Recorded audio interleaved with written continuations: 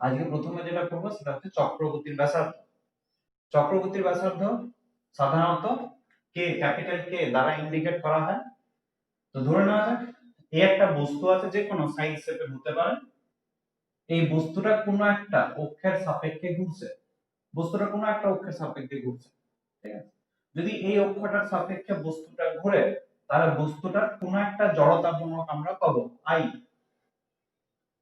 সমান কিছু একটা মান পাবো, ঠিক আছে?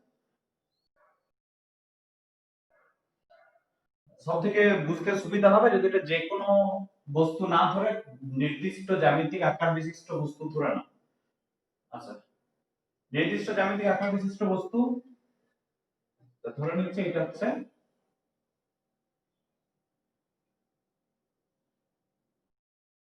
এটা একটা রড, যার দৈর্ঘ্যটা হচ্ছে এল, রডের দৈর্ঘ্যটা হচ্ছে এল, ঠিক আছে? এটা কোন একটা প্রান্ত বিন্দুকে কেন্দ্র করে ঘুরছে চারিদিকে, অক্ষ হচ্ছে এইটা।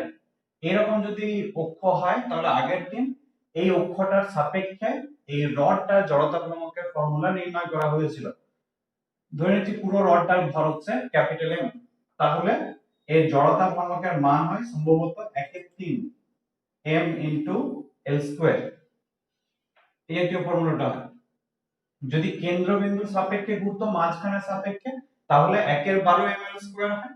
আর যদি প্রান্ত বিন্দুর সাপেক্ষে ঘোরে তাহলে 1/3 ml স্কয়ার। এই জাতীয় ফর্মুলাটা হয়, ঠিক আছে? তো এই অক্ষের সাপেক্ষে পুরো দণ্ডটা ঘুরছে একটা প্রান্ত বিন্দুকে কেন্দ্র করে, জড়তা ভ্রামকের মান এইটা।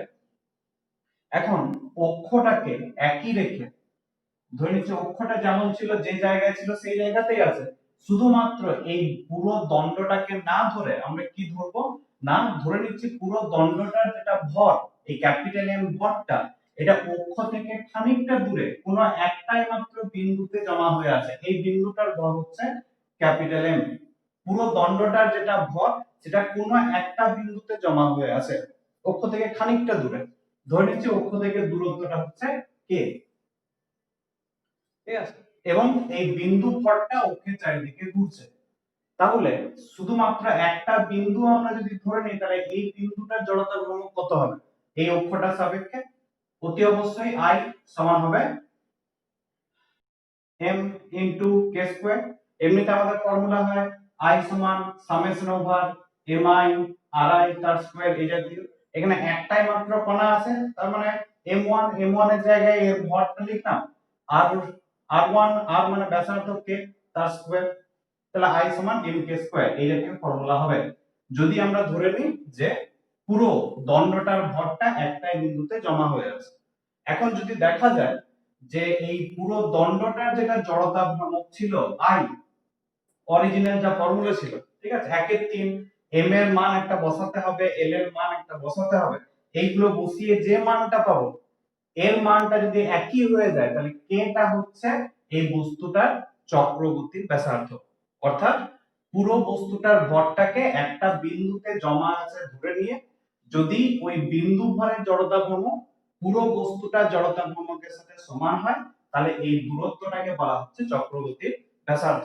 তাহলে এই ক্ষেত্রে ফর্মুলা কি হবে না, পুরো দণ্ডটার জড়তা ভ্রামক i, ফর্মুলা এটা জানা আছে, আর বিন্দু ভর ধরে i সমান এইটা বেরিয়েছে, তাহলে এই দুটোকে সমান করে দাও।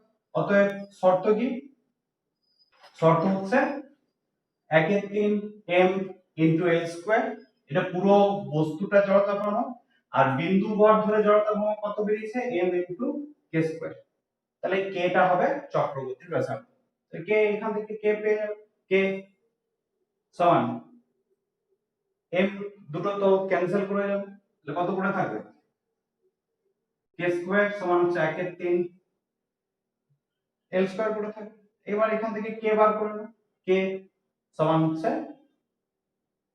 l divide by √3। এই জাতীয় বেরোবে। এটা কিন্তু শুধুমাত্র এই দণ্ডটার জন্য, বস্তুটা যদি পাল্টে যায় তাহলে k এর ফর্মুলাটাও কিন্তু পাল্টে যাবে। ইন জেনারেল যদি আমরা ফর্মুলা ধরি বা বের করতে চাই, তাহলে একটা বিন্দু ভর যদি ধরে নিই পুরো বস্তুটাকে, তাহলে জড়তা ভ্রামক হচ্ছে mk স্কয়ার।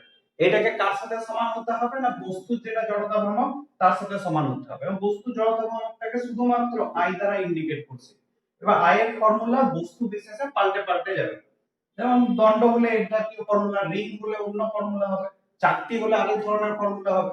তাহলে এই ফর্মুলাটা পাল্টাতে পারে, কিন্তু নোটেশনটা আই হিসাবে রাখছে। তাহলে মেন শর্ত হবে কি না এম কে স্কয়ার বিন্দু ভর ধরে জড়তা ভ্রামক, সেটা সমান হবে পুরো বস্তুটা জড়তা ভ্রামক আই।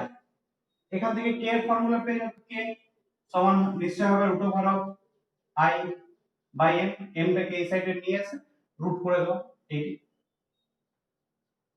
হচ্ছে কে এর ফর্মুলা। এই ফর্মুলা তো বসিয়ে দাও, দেখো কে সমান l বাই √3 বের হবে দণ্ডের জন্য, ঠিক আছে। যেখানে মনে রাখবে আইটা হচ্ছে পুরো বস্তুটা জড়তা ভ্রামক, আর কেটা কি, কেটা হচ্ছে বিন্দু ভরটাকে যত দূরে অক্ষ থেকে যতটা দূরে ধরা হয়েছে সেই কেটা হচ্ছে চক্রগতির ব্যাসার্ধ। এটা ছোট একটা টপিক, অনেক সময় অঙ্কতেও বলে কিংবা সংজ্ঞা হিসেবেও পড়তে পারে চক্রগতির ব্যাসার্ধ বলতে কি বোঝো। আচ্ছা, মোটামুটি তোমাদের 11 এর পরীক্ষায় পড়ার মতো টপিক গুলো শেষ হলে চক্রগতির ব্যাসার্ধ দিয়ে, এরপর কিছু স্পেশাল টপিকে আসা যাবে যেগুলো অনেক সময় অঙ্কের ক্ষেত্রে পড়ে বা কম্পিটিটিভ এক্সামে বেশিরভাগ সময় পড়ে।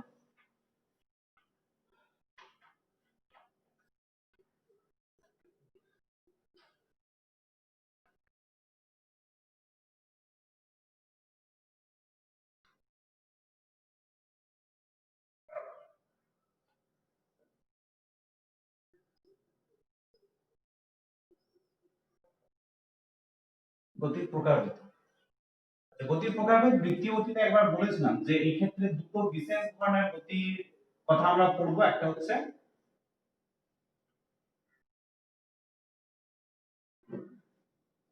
পিছলে চলা, এই জাতীয় একটা গতি, আর একটা হচ্ছে গড়িয়ে চলা, এই জাতীয় একটা গতি, ঠিক আছে। এই পিছলে চলা আর গড়িয়ে চলা গতি সম্পর্কে আমাদেরকে একটু ইন ডিটেইল পড়তে হবে। এই গতিগুলোর ব্যাখ্যা বৃত্তীয় গতি চ্যাপ্টারে হয়েছে যদিও, তাও বলে রাখি। পিছলে চলা, পিছলে চলা মানে কি? পিছলে চলা মানে হচ্ছে ধরে নিচ্ছি আমি মেঝের উপর দিয়ে পিছলে যাচ্ছি। পিছলে যাওয়া মানে কি আমার পায়ের নিচটা, পায়ের তলাটা সবসময় মেঝের সাথে সংস্পর্শে থাকবে। মানে বস্তুর কোনো একটা জায়গা সব সময়ের জন্য মেঝের সাথে যদি সংস্পর্শে থাকে তাহলে সেটা হচ্ছে পিছলে চলা। যেমন এই একটা মেঝে আছে, মেঝের উপর একটা বস্তু নামানো আছে, বস্তুটাকে টেনে এদিকে নিয়ে যাওয়া হচ্ছে, তার মানে বস্তুর নিচের যে তলটা সেটা সব সময়ের জন্যই মেঝেটার সাথে সংস্পর্শে থাকবে। তাহলে এই জাতীয় গতিটা হচ্ছে পিছলে চলা। গড়িয়ে চলা কি? গড়িয়ে চলা হচ্ছে এটা হচ্ছে মেঝে, এটা ধরে নিচ্ছি কোনো একটা গোল বল বা চাকা এই জাতীয় জিনিস, এইটা যদি ঘুরতে থাকে তাহলে কি ঘটনা ঘটবে, এই ঘুরবেও আবার সামনের দিকেও এগিয়ে যাবে। এর মধ্যে একটা মিশ্র গতি থাকবে, একটা সরল রৈখিক গতি আর একটা বৃত্তীয় গতি। গড়িয়ে চলাটা হচ্ছে এই গতিটার অন্তর্গত। এই ক্ষেত্রে কি ঘটনা ঘটবে না কোনো একটা সময় এই বিন্দুটা মাটির সাথে সংস্পর্শে আছে, কিন্তু যেই বস্তুটা একটু ঘুরে যাবে সেই এই বিন্দুটা কি হয়ে যাবে, উপরে উঠে চলে যাবে, এবং কোনো অন্য একটা বিন্দু তখন নিচে চলে আসবে। তার সংস্পর্শ তলটা পরপর পরপর পাল্টে যাবে। এটা হচ্ছে গড়িয়ে চলা। আমাদের কোশ্চেন হচ্ছে এই যে গড়িয়ে চলা যে গতিটা, এর মধ্যে দুটো গতি মিশে আছে। সেটা হচ্ছে একটা হচ্ছে সরল রৈখিক গতি, সরল রৈখিক গতি, আর একটা হচ্ছে বৃত্তীয় গতি। এই দু ধরনের গতির মিশ্রণ হচ্ছে গড়িয়ে চলা।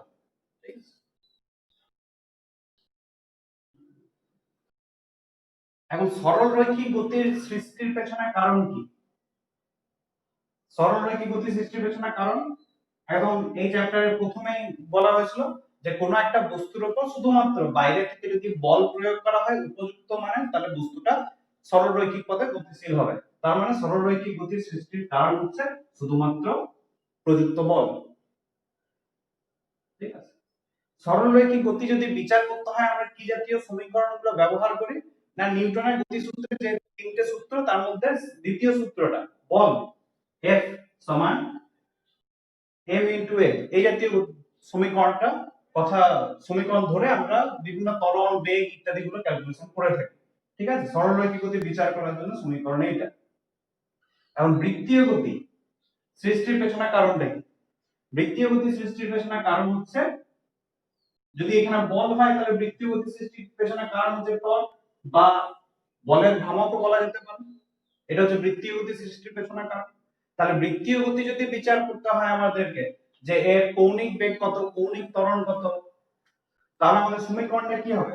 নিউটনের গতিসূত্রের মতে অনুরূপ সমীকরণ f এর জায়গায় হবে টর্ক টাউ সমান, এই ক্ষেত্রে ছিল m ইনটু a, টর্কের বেলায় হয়ে যাবে m এর জায়গায় i, a এর জায়গায় আলফা। i টা হচ্ছে জড়তা ভ্রামক, আলফাটা হচ্ছে কৌণিক ত্বরণ।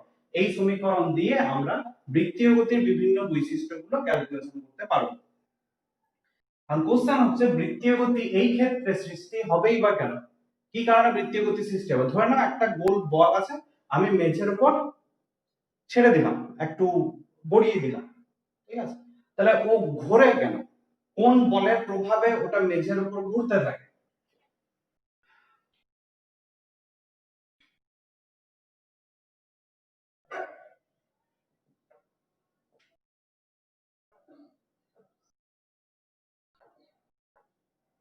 গড়িয়ে যাওয়ার কারণ।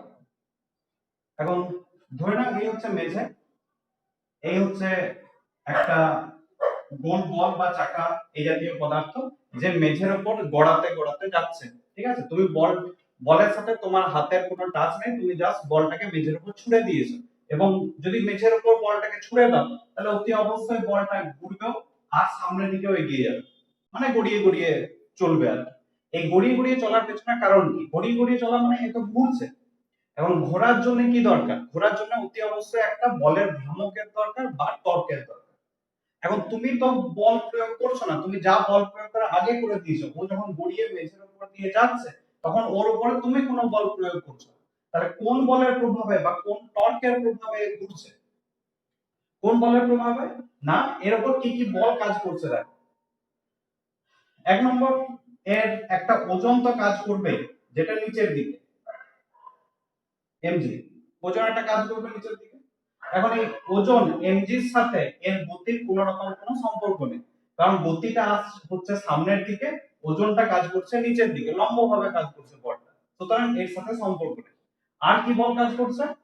আর যদি mg বলটা নিচের দিকে কাজ করে তাহলে এর উপর একটা লম্ব প্রতিক্রিয়া কাজ করবে উপরের দিকে, মেঝেটা বস্তুর উপর একটা লম্ব প্রতিক্রিয়া দেবে, ধরে নিচ্ছি n, nটা এই ছবিটার জন্য mg এর সাথে সমান হবে, ঠিক আছে? ছবি যদি পাল্টে যায় অনেক সময় nটা mg এর সাথে সমান নাও হতে পারে। আর কি বল কাজ করবে? যেহেতু মেঝের সাথে সংস্পর্শে আছে এবং বস্তুটা যাচ্ছে সামনের দিকে, গতিটা সামনের দিকে, তাহলে একটা ঘর্ষণ বল কাজ করবে, ওরা যেখানে সংস্পর্শ হয়ে আছে সেই সংস্পর্শ তলে, কোন দিকে? না গতির বিপরীত দিকে একটা ঘর্ষণ বল কাজ করবে এই সাইডে। তাহলে এই সাইডে একটা ঘর্ষণ বল, ধরে নিচ্ছি ঘর্ষণ বলটা হচ্ছে F। F এর যা ফর্মুলা x সমান মিউ ইনটু n, এই জাতীয় ফর্মুলা লম্ব প্রতিক্রিয়া। এখন খেয়াল করে দেখো যে বাইরে থেকে অন্য কোন রকম বল, অনেক বল প্রযুক্ত হচ্ছে, mg টা প্রযুক্ত হচ্ছে, কিন্তু mg প্রযুক্ত হবে কোনখান দিয়ে? কেন্দ্র দিয়ে নিচের দিকে। n লম্ব প্রতিক্রিয়া কোনখান দিয়ে প্রযুক্ত হবে? মানে এর ক্রিয়া রেখাটা হবে কেন্দ্রগামী, যদিও মেঝেটা এইখানে বলটা প্রয়োগ করবে লম্ব প্রতিক্রিয়া বলটা, কিন্তু সেই ক্রিয়া রেখাটা যাবে কেন্দ্র দিয়ে, ঠিক আছে? কিন্তু এই যে F ঘর্ষণ বলটা রয়েছে এই ক্ষেত্রে, ঘর্ষণ বলটা কাজ করছে মেঝে বরাবর, স্পর্শক বরাবর, ঠিক আছে? এবং এর ক্রিয়া রেখা যেটা, মেঝেটাই হচ্ছে ক্রিয়া রেখা, ক্রিয়া রেখাটা দেখো কেন্দ্র থেকে, যাকে কেন্দ্র করে বস্তুটা ঘুরছে, কেন্দ্র থেকে খানিকটা দূরে অবস্থিত। টর্ক বা বলের ভ্রামক সৃষ্টির কারণটা কি ছিল? যে আমাকে একটা বল প্রয়োগ করতে হবে এবং বলটা কোথায় প্রয়োগ করতে হবে? কেন্দ্র থেকে খানিকটা দূরে, যাতে ক্রিয়া রেখার একটা লম্ব দূরত্ব থাকে। তাহলে এখানে লম্ব দূরত্ব খানিকটা নিশ্চয়ই রয়েছে, ধরে নিচ্ছি ব্যাসার্ধ যদি r হয়, লম্ব দূরত্ব তাহলে r। তাহলে এই F বলটা কি করবে?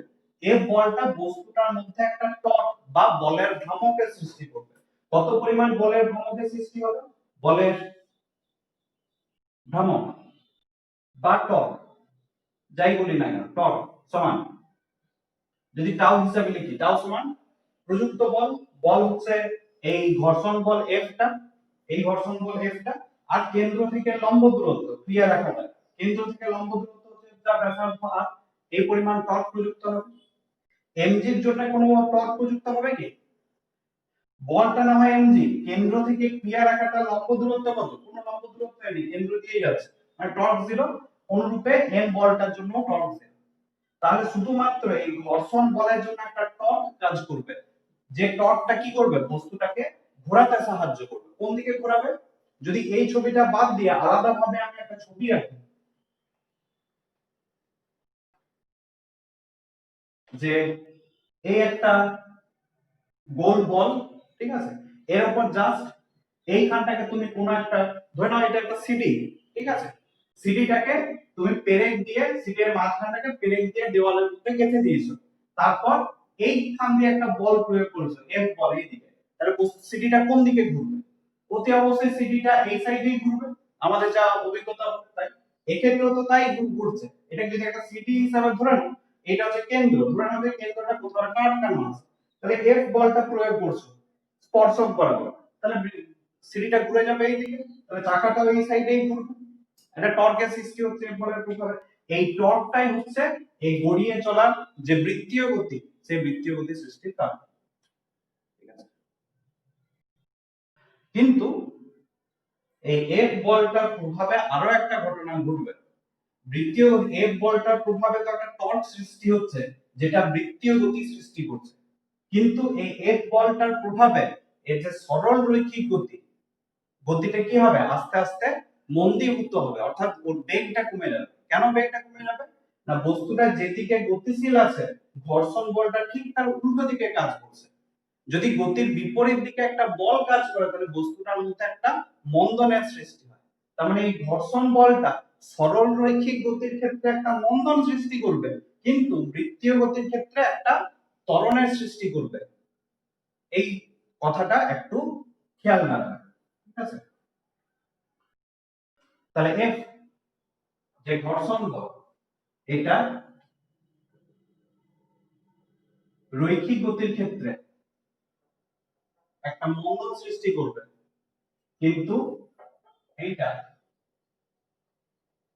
বৃত্তীয় গতিটা যদি বিচার করি, তাহলে বৃত্তীয় গতির ক্ষেত্রে যেটা টর্ক প্রয়োজন, সেই টর্ক সৃষ্টির কারণ হচ্ছে ওই ঘর্ষণ বলটা, এবং এর প্রভাবে একটা কৌণিক ত্বরণের সৃষ্টি হবে। কৌণিক ত্বরণ, তাহলে এই ঘর্ষণ বলটা হচ্ছে বৃত্তীয় গতির কৌণিক ত্বরণ সৃষ্টির কারণ গড়িয়ে চলার ক্ষেত্রে। এখন যে টাইপের কোশ্চেন গুলো আমাদের আসবে, সেটা হচ্ছে একটা বস্তু না পিছলে গড়িয়ে চলা, যদি না পিছলে গড়িয়ে চলে, তাহলে তার শর্ত কি হবে? এই কোশ্চেনটাই ম্যাক্সিমাম টাইমে আসে, ঠিক আছে? কোশ্চেনটা একটু লিখে নাও, যে না পিছলে গড়িয়ে চলা শর্ত।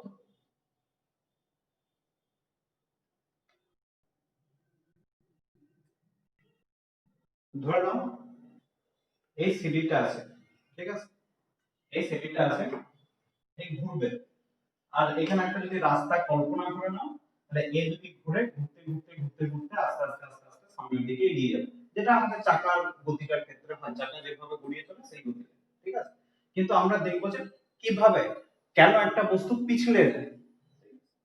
তো এই ধরে নাও মেঝে, আর এই হচ্ছে তোমার চাকা, সিডিটা, ঠিক আছে, এইটা কেন্দ্র, এইটা, এই সিডিটা ঘুরবে, এই সরি চাকাটা ঘুরবে আর মেঝে বরাবর গড়িয়ে যাবে। এখন ধরে নাও যে কোনো একটা প্রকারে বা কোনো একটা উপায়ে আমি চাকাটাকে ঠিক এই জায়গায় আটকে রেখে দিলাম, মানে চাকাটাকে সামনের দিকে যেতে দেব না, অথচ এটাকে আমি ঘুরিয়েও দিচ্ছি, ঠিক আছে, এটাকে ঘুরিয়ে দেওয়া হলো, কিন্তু আমি ওকে সামনের দিকে যেতে দেব না। সামনের দিকে যেতে দেব না মানে রৈখিক বেগ সমান, আর আপাতত জিরো ধরে, রৈখিক বেগটা জিরো, কোনো রকম রৈখিক বেগ নেই, কিন্তু এ ঘুরে যাচ্ছে এই জায়গায়, যদি ঘুরে যায় অথচ রৈখিক বেগ না থাকে তাহলে কি ঘটনা ঘটবে এই জায়গাটার কথা বিচার করো। ঠিক আছে, এই জায়গাটা কি হবে, এই যদি এগিয়ে না যায় অথচ ঘুরতে থাকে তাহলে এই যে সংস্পর্শ তলটা কি হচ্ছে, এটা পিছলে যাওয়া টাইপেরই ঘটনাটা ঘটছে। ঠিক আছে, এক্ষেত্রে কৌণিক বেগটা, কৌণিক বেগ এটা অতি অবশ্যই গ্রেটার দেন 0, 0 থেকে বেশি। দেন কৌণিক বেগের মানটা মানে এই ঘুরবে অথচ যদি সামনের দিকে না এগিয়ে যায় তাহলে সংস্পর্শ তলটা পিছলে যাবে। কিংবা অন্য একটা ঘটনার কথা ভাবো, তাহলে আরেকটু বুঝতে সুবিধা হবে, যে এই চাকাটা যেটা আছে এটাকে আমি ঘুরতে দেব না অথচ সামনের দিকে টেনে নিয়ে যাব, তার মানে চাকাটা যে অবস্থায় আছে সেই অবস্থাতেই থাকবে, একে সামনের দিকে জাস্ট টেনে নিয়ে যাব। সামনের দিকে টেনে নিয়ে গেলে কি হবে, এই যে এই জায়গাটা সব সময়ের জন্যই মেঝেটার সাথে সংস্পর্শে থাকবে। যদি চাকাটা না ঘোরে তাহলে এইটাও তো এক জাতীয় পিছলে চলে। ঠিক আছে? তাহলে এই জাতীয় পিছলে চলার ক্ষেত্রে কি ওর যেটা রৈখিক বেগ, রৈখিক বেগ, একটা রৈখিক বেগ আছে এটা গ্রেটার দেন 0, কিন্তু ওর যেটা কৌণিক বেগ, কৌণিক বেগ এটা ইকুয়াল টু 0। ঠিক আছে, তাহলে এই দুটো কেসের ক্ষেত্রে পিছলে যাওয়াটা ঘটতে পারে। এক, রৈখিক বেগের মানটা কৌণিক বেগের থেকে বেশি, কিংবা কৌণিক বেগটা রৈখিক সরি কৌণিক বেগের মানটা রৈখিক বেগের থেকে বেশি। এই দুটো ক্ষেত্রে পিছলে যাওয়াটা ঘটতে পারে। এখন রৈখিক আর কৌণিক বেগের মধ্যে আমরা কি সম্পর্ক জানি, রৈখিক আর কৌণিক বেগের মধ্যে সম্পর্ক জানি v সমান হয় ওমেগা ইনটু r। এই জাতীয় সম্পর্ক হওয়া উচিত, কিন্তু এই সম্পর্কটা কখন ঘটবে, এই সম্পর্কটা তখনই ঘটে যদি না পিছলে গড়িয়ে চলে। না পিছলে গড়িয়ে চলা মানে কি, এ আস্তে আস্তে ঘুরবেও এবং সামনের দিকেও আস্তে আস্তে এগিয়ে যাবে, যেভাবে চাকাগুলো এগিয়ে যায় সামনের দিকে, সেই কেসটার ক্ষেত্রে এই সম্পর্কটা প্রযোজ্য।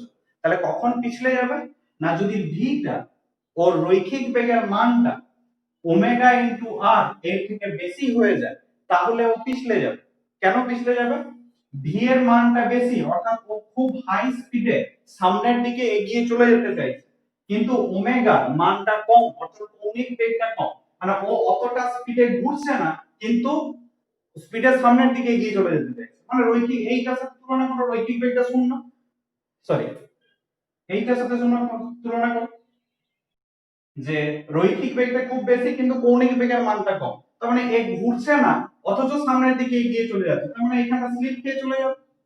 আবার ঠিক উল্টোটাও ঘটা সম্ভব, যদি ওমেগা ইনটু আর এর মানটা গ্রেটার দ্যান ভি হয়, মানে এটা খুব হাই স্পিডে ঘুরছে কিন্তু অতটা স্পিডে সামনের দিকে এগিয়ে চলে যেতে পারছে না, তার মানে সংস্পর্শ তলটা কি হবে, পিছলে যাবে একটা একটার সাথে। তাহলে এই দুটো হচ্ছে পিছলানোর শর্ত, পিছলে যাওয়ার শর্ত, যে ভি এর মানটা ওমেগা ইনটু আর এর থেকে বেশি হবে কিংবা ভি এর মানটা ওমেগা ইনটু আর এর থেকে কম হয়ে যাবে। আর যদি সমান হয় তাহলে পিছলাবে না, ওই ঘুরতে ঘুরতে আস্তে আস্তে গড়িয়ে গড়িয়ে যাবে। তাহলে পিছলে যাওয়া, পিছলানোর শর্ত হচ্ছে ভিটা হয় গ্রেটার দ্যান ওমেগা ইনটু আর হবে কিংবা ভিটা লেস দ্যান ওমেগা ইনটু আর হবে, এই দুটো। এটা বেগ দিয়ে সম্পর্ক, ত্বরণ দিয়েও একটা সম্পর্ক পাবো। ত্বরণ দিয়ে সম্পর্কটা কি হবে, রৈখিক ত্বরণ আর কৌণিক ত্বরণের মধ্যে কি সম্পর্ক জানা আছে, সেটা হচ্ছে a সমান হয় আলফা ইনটু আর, এইটা হচ্ছে রৈখিক ত্বরণ, আলফাটা হচ্ছে কৌণিক ত্বরণ, আরটা হচ্ছে ব্যাসার্ধ। কিন্তু a সমান আলফা ইনটু আর কখন হবে, যখন নরমাল কেসে ঘুরতে ঘুরতে এগিয়ে যাবে না পিছলে, সেটা ক্ষেত্রে a ইনটু a সমান আলফা ইনটু আর সমীকরণটা প্রযোজ্য। কিন্তু যদি পিছলাতে থাকে তাহলে হয় a রৈখিক ত্বরণের মানটা বেশি হবে কৌণিক ত্বরণ কম হবে, কিংবা উল্টোটা। তাহলে পিছলানো আরো একটা শর্ত পাবে, সেটা হচ্ছে এটা গ্রেটার দ্যান ওমেগা ইনটু আর কিংবা এটা লেস দ্যান ওমেগা ইনটু আর। এই দুটো ক্ষেত্রে গাড়িটা বা চাকাটা পিছলে যেতে পারে। আর সরি আলফা ইনটু আর, আলফা ইনটু আর। আর এই যে দুটো শর্ত ভি সমান ওমেগা ইনটু আর আর ভি সমান এ সমান আলফা ইনটু আর, এই দুটো শর্ত হচ্ছে না পিছলে গড়িয়ে চলা শক্তি। যদি একটা বস্তু না পিছলে গড়িয়ে চলে তাহলে অতি অবশ্যই এই দুটো সমীকরণ মেনে চলবে। অঙ্কটা এইটা নিয়েই আসবে যে একটা বস্তু না পিছলে গড়িয়ে চলছে তাহলে হয়তো বেগ বার করতে হতে পারে, ত্বরণ বার করতে হতে পারে। সেক্ষেত্রে সবসময় মনে রাখবে না পিছলে গড়িয়ে চলা মানে v সমান ওমেগা আর হবে কিংবা a সমান আলফা ইনটু আর হবে। সেইখান থেকে তুমি বিভিন্ন রাশিগুলোকে নির্ণয় করতে হবে। যেমন প্রথম প্রবলেমে একটা আছে না, সেটা হচ্ছে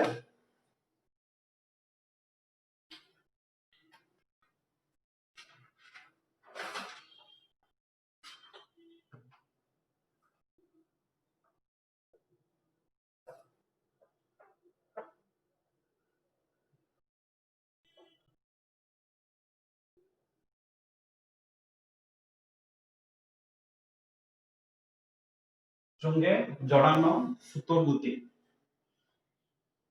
ধরুন এই একটা চুং আছে,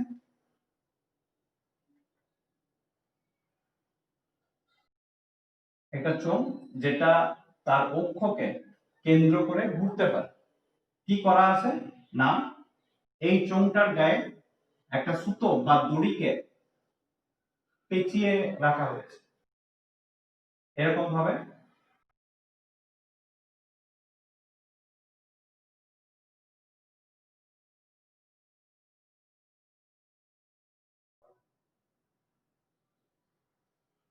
পেঁচিয়ে রাখা হয়েছে একটা সুতোকে, এবং সুতোর যেটা শেষ প্রান্ত, সে শেষ প্রান্ত থেকে কোনো একটা ভারী বস্তুকে, ধরে নিচ্ছি ভরটা হচ্ছে এম, ভারী বস্তুকে এই ক্ষেত্রে এই সুতোটার সাথে ঝুলিয়ে দেওয়া হয়েছে। কি ঘটনা ঘটবে না, এই ভারী বস্তুটাকে পৃথিবী তো নিচের দিকে টানবে এম ইনটু জি এই পরিমাণ বল দ্বারা। যদি ভারী বস্তুটাকে নিচের দিকে টানে তাহলে ভারী বস্তুটা আস্তে আস্তে নিচের দিকে নামে। যদি নিচের দিকে নামে তাহলে এই সুতো যেটা, সুতোটা আস্তে আস্তে খুলতে হবে। সুতোটা যদি খুলে যায় তাহলে চোঙটা অতি অবশ্যই এই অক্ষের সাপেক্ষে কোনো একটা দিকে, এই দিক থেকে এই দিকে বৃত্তীয় গতিতে ঘুরবে।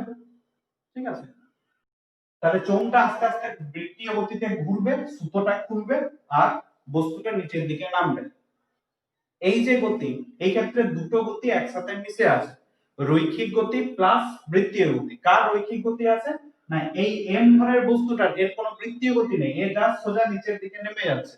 ঠিক আছে, তাহলে এর রৈখিক গতি আছে। বৃত্তীয় গতি কার না, চোঙটা বৃত্তাকার কৌণিক পথে ঘুরছে, বৃত্তীয় গতিতে ঘুরছে, তাহলে এর বৃত্তীয় গতি আছে। তাহলে এই গতিটাও কিন্তু এক জাতীয় মিশ্র গতি যেখানে রৈখিক আর বৃত্তীয় গতি একসাথে থাকবে। এক্ষেত্রে কি ক্যালকুলেশন করতে হবে, যে ক্যালকুলেশনটা করতে হবে সেটা হচ্ছে সুতোর টান টিটা কত হবে, চোঙের চোঙের কৌণিক ত্বরণ কত হবে, কৌণিক ত্বরণ সমান কত হবে, এম ভরের বস্তুটা যে নিচের দিকে নামছে এ কত ত্বরণ নিয়ে নিচের দিকে নামবে, মানে এর রৈখিক ত্বরণ সমান কত হবে। এই তিনটে জিনিসই মোটামুটি নির্ণয় করতে বলে। সুতোর টান কত, চোঙটা বৃত্তীয় গতিতে ঘুরবে, কৌণিক ত্বরণ নির্ণয় করো, আর বস্তুটা নিচের দিকে নামছে এর রৈখিক ত্বরণ নির্ণয় করো। কারণ এই জাতীয় প্রবলেমগুলো সমাধান করার জন্য যেখানে বৃত্তীয় গতি আর রৈখিক গতি একসাথে মিশে থাকবে, একটা সিম্পল রুল ফলো করবে, তাতে অঙ্কগুলো একটু সহজ সরল হবে। ঠিক আছে,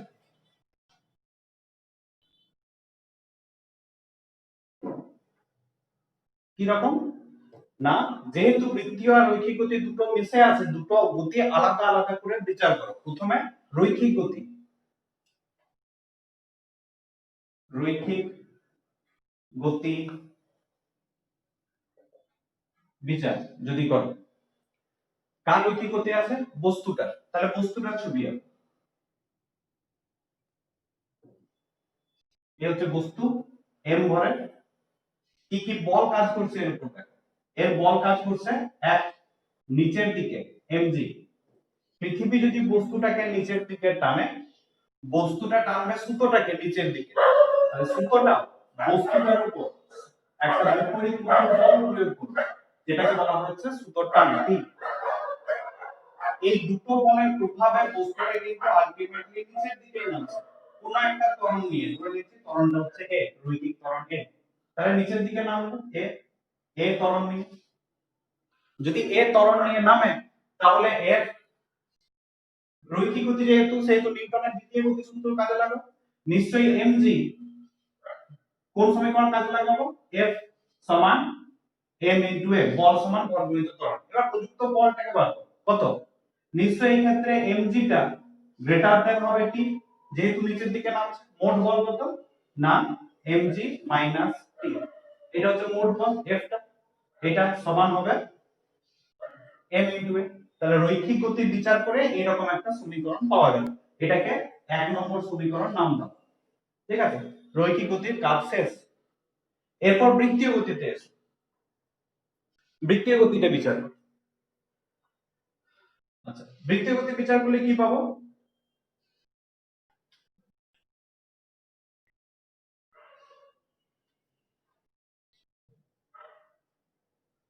বৃত্তীয় গতি যদি বিচার করি, আচ্ছা কার বৃত্তীয় গতি করছে? চোঙটার, মানে চোঙটার কথা দেখতে হবে। এখন বৃত্তীয় গতি যদি হয় তাহলে নিশ্চয়ই একটা বলের ভ্রামক বা টর্ক প্রযুক্ত হবে।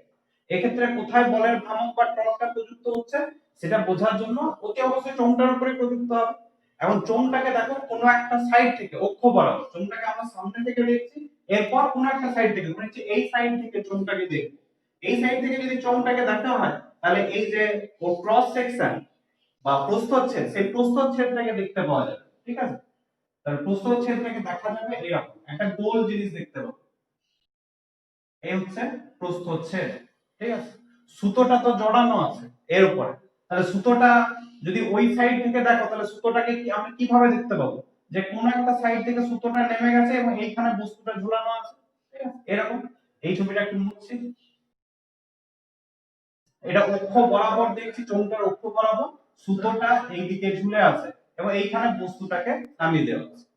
এবার বৃত্তীয় গতি বিচার করো, বস্তুটা যদি এইখানে ঝুলিয়ে দেওয়া থাকে, পৃথিবী তো টানছে বস্তুটাকে নিচের দিকে, তাহলে বস্তুটা টানবে সুতোটাকে নিচের দিকে, যেটা সুতোর টানটি, আর এই টানের সমান আর বিপরীতমুখী বল বস্তুটার উপর প্রযুক্ত হবে। তাহলে এই টি টান প্রযুক্ত হচ্ছে, চোঙটার উপর আর কোনো বল প্রযুক্ত হয় এবং এই টি টানটা প্রযুক্ত হচ্ছে স্পর্শক বরাবর এবং কেন্দ্র থেকে খানিকটা দূরে। চোঙটার ব্যাসার্ধ যদি ক্যাপিটাল আর হিসাবে আমরা ধরে নিই তাহলে এক্ষেত্রে কোন সমীকরণ আমরা ব্যবহার করব? বৃত্তীয় গতি যেহেতু সেহেতু নিশ্চয়ই টর্ক টাউ সমান হবে আই ইনটু আলফা, এই জাতীয় সমীকরণ দিয়ে অঙ্কটা হবে। এখন টাউ টর্ক সমান কি? বল গুণিত কেন্দ্র থেকে দূরত্ব, বল কত? বল হচ্ছে টিটা, এটা হচ্ছে বল। আর কেন্দ্র থেকে দূরত্ব, তাহলে টি ইনটু আর, টাউ সমান এটা সমান হবে আই ইনটু আলফা। এটা হচ্ছে বৃত্তীয় গতি বিচার করে এই সমীকরণটা পাওয়া গেল, এটাকে 2 নম্বর সমীকরণ নাম দাও। এরপর কাজ কি? এরপর এই 1 নম্বর সমীকরণ আর 2 নম্বর সমীকরণ সমাধান করে তোমাকে যেটা বার করতে বলা হয়েছে সেটা বার করতে হবে।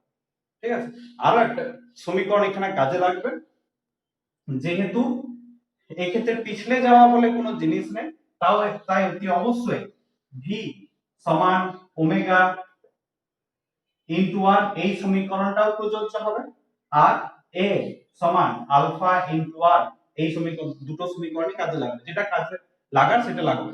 এখন যেহেতু এক্ষেত্রে ভি বা ওমেগা দিয়ে কোনো সমীকরণ আনা হয়নি, এ আর আলফা দিয়ে সমীকরণ আনা হয়েছে, তার মানে নেক্সট যে সমীকরণটা কাজে লাগবে সেটা হচ্ছে এ সমান আলফা ইনটু আর। এইটাকে 3 নম্বর সমীকরণ নাম দিতে পারে। কোন কোন জায়গায় ভি সমান ওমেগা ইনটু আর, এই সমীকরণটা কাজে লাগবে, যেহেতু না পিছলে গড়িয়ে চলছে তাই। এবার এই তিনটে সমীকরণ সমাধান করে যেগুলো ক্যালকুলেট করতে বলা হয়েছিল সেগুলো ক্যালকুলেট করো। প্রথমে রৈখিক ত্বরণ এটা বার করো, বস্তুটা কত ত্বরণ নিয়ে নিচে নামবে। এখন এই দুটো সমীকরণ সমাধান করে যদি এ বার করতে হয়, এখানে দেখো এ বলে কিছু নেই, আলফা আছে, তাহলে প্রথমে আলফাটাকে এখান থেকে হটাও, কি দিয়ে? আলফাটাকে এ দিয়ে হটাও, এখান থেকে কি লিখতে পারি? আলফা সমান আলফা সমান নিশ্চয়ই এ বাই আর লেখা যেতে পারে, এই আলফার জায়গায় এ বাই আর বসাও আর 1 আর 2 সমাধান করো। এদিকে ছবিটা মুছছি। তাহলে 2 নম্বর সমীকরণ থেকে যেটা পাবো সেটা হচ্ছে t ইনটু r সমান হবে i ইনটু আলফা, আলফার জায়গায় a by r, sorry a by capital R. এখানে ব্যাসার্ধটা যেহেতু ক্যাপিটাল আর ধরেছি তাহলে a বাই ক্যাপিটাল আর হবে এটি। আর 1 নম্বর সমীকরণটা কি আছে? 1 নম্বর সমীকরণটা আছে m into g minus t সমান হবে m ইনটু a। এই দুটো সমীকরণ থেকে এটাকে বার করতে হবে। এটাকে বার করতে গেলে তোমাকে প্রথমে t টাকে হটাতে হবে। এই ক্ষেত্রে যে কোনো ভাবে t টাকে হটাতে পারো। এইখান থেকে t টা বার করে এই t এর জায়গায় বসিয়ে দাও তাহলেও হবে। 2 নম্বর থেকে t টাকে বার করে 1 নম্বরে বসাও। যদি বসাই তাহলে mg মাইনাস t এর জায়গায় কত বসাবো? t সমান হবে i into a divide by r square. 1 নম্বর সমীকরণ থেকে r টাই দিয়ে গেল, r স্কয়ার হয়ে যাবে সমান হচ্ছে m ইনটু a। আমাকে a টাকে বার করতে হবে, তাহলে সব a গুলোকে এক সাইডে নিয়ে চলে যাবে, এইটাকে ওই সাইডে নিয়ে চলে যাচ্ছে। তাহলে a টা কমন যাবে, পড়ে থাকবে small m plus i by r square সমান m। এইখান থেকে a বেরিয়ে যাবে, a সমান হবে m into g divide by m plus i by r square. এই হচ্ছে a বার করার ফর্মুলা।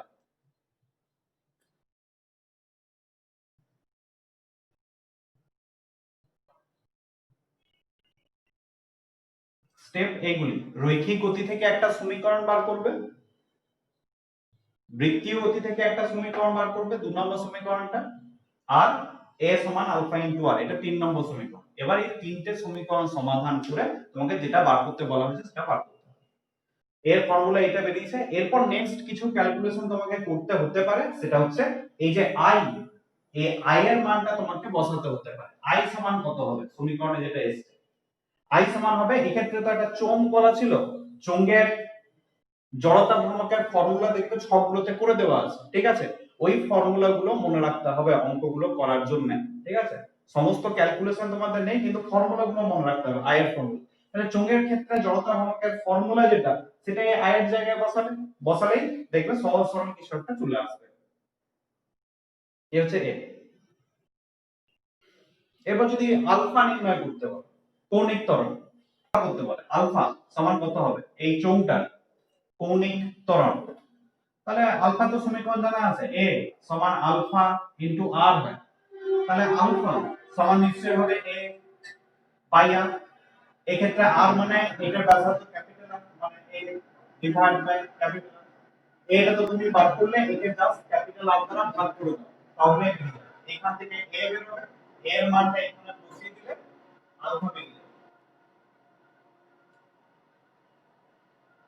যদি সুপার টার্ম টা বার করতে হয়, টা কোথা থেকে বার করবে? এখান থেকে টি বার করে নিতে পারো। 2 নম্বর সমীকরণ থেকে টি বেরিয়ে যেতে হবে। 2 নম্বর সমীকরণ থেকে টি সমান কত পাবো? টি সমান পাবো i into a divide by r square. এর মানটা তুমি বার করেছো। i টা কি হবে? i টা বস্তু অনুসারে বসবে। যেহেতু চোঙের জন্য i এর ফর্মুলা যা হয় সেটা এখানে বসবে। এটা বার করেছো, r স্কয়ার নিচে আসে। এই ফর্মুলাতে বসিয়ে দিলে টি বেরিয়ে যাবে। কিংবা 1 নম্বর সমীকরণ থেকেও বার করতে পারো, অসুবিধা কিছু নেই। 1 নম্বর সমীকরণ থেকে যদি বার করো তাহলে t সমান কত বেরোবে? t সমান বেরোবে m into g minus m into a। এটি জাস্ট এটা বার করেছো, এর মানটা এখানে বসিয়ে দাও, তাহলে t বেরিয়ে যাবে। g এর মান তো জানাই আছে। তাহলে 1 আর 2 যে কোনো সমীকরণ থেকে t টা বার করা যাবে। এই হচ্ছে ক্যালকুলেশন।